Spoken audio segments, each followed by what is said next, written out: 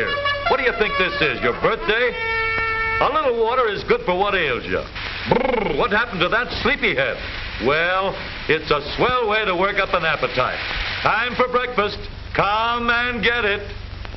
The chefs have prepared 50,000 eggs. That's right, 50,000. 2 for each boy. A lot of hard work for the chefs. But think of the poor, hard-working chickens. And now for some scouting activities. How fast could you scale a 9-foot wall? Don't ever bet you can beat a Boy Scout, for they're all experts. Likewise, the sheet bend, weavers, clove hitch, and bowline.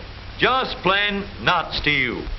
Next time you find yourself out of matches, remember, flint and steel will light you a good fire, providing, of course, you talk fast and blow hard. There's plenty of interest in exhibits from far away.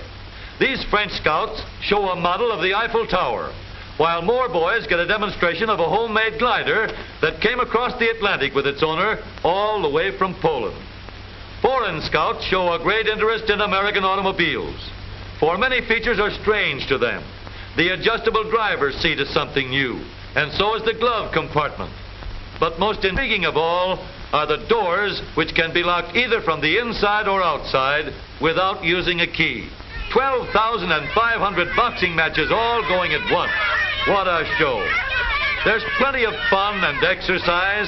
Hey, you, pick on somebody your own size. Bullseye.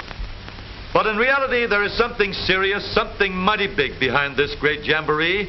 It plants a milestone in the history of scouting and the physical, mental, and moral help it has been to millions of boys all over the world.